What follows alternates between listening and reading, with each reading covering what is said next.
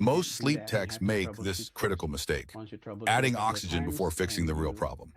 What if I told you the right pressure adjustment could eliminate desaturations without O2? In this video, I'll show you exactly how to titrate smarter, not harder. Supplemental O2 and also CO2. So it's not as simple as that, right? There depends on the situation as well. And titration, when titrating patients, you can't just apply supplemental oxygen if you haven't maximized the titration.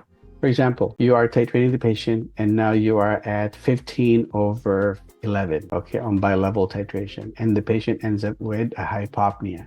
And the patient is already, it's a 3 in the morning, 4 in the morning, and you're having hypopneas. You can always increase the IPAP without increasing the EPAP. So you're technically increasing the pressure support. Understood? So when you increase pressure support, you're technically increasing the volume of air, the tidal volume that the patient can actually have. So when increasing pressure support, it increases possible tidal volume. So when you increase tidal volume, increases the possibility of absorbing more oxygen. So that can address the residual hypopneas. It can also address desaturation, hypopneas, snoring, and all the rarest, which are now all hypopneas. So is that clear? Again, to restate, when you increase only the IPAP, you leave the EPAP, you're increasing the pressure support. When you increase pressure support, you're increasing a possible tidal volume. When you increase tidal volume, it addresses hypopneas and desaturations as well as snoring. All right, treatment options again, we have CPAP, we have APAP, particularly for patients with more severe events during REM, okay? And then you also have bi-level when the patients cannot tolerate CPAP or they have persistent obstructive apnea at a pressure of 15 centimeters of water pressure on CPAP. So if the patient's on CPAP of 15, still having OSA, you can switch them to bi-level, all right? ASV, on the other hand, is when the patient's having some central apneas, Cheyne-Stokes respiration, and or TEXA or COMPSA. So COMPSA is complex sleep apnea. TEXA is the same exact thing, but it's treatment emergent central sleep apnea.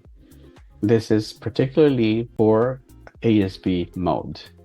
And then you have VAPS also, volume assured pressure support, particularly for patients that are suffering from hypoventilation or neuromuscular disorders. Other options include surgical interventions.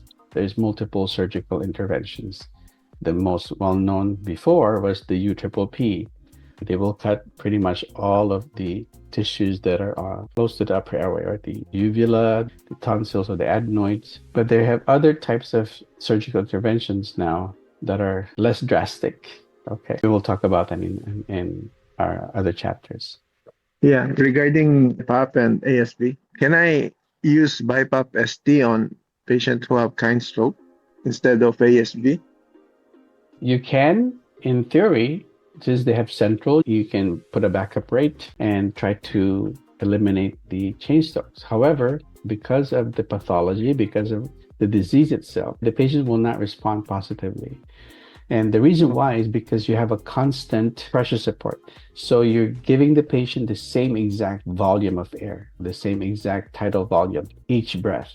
And Cheyne-Stokes respiration, the way it occurs is there's a crescendo and then a decrescendo pattern. Meaning to say, the way the Cheyne-Stokes respiration is, its dynamics is that it will require and work better with a mode that will slowly give them a breath and increase the pressure support, and will also decrease pressure support to counteract the crescendo pattern. Okay, if you give them a constant tidal volume, you will only exacerbate the central apneas. Okay.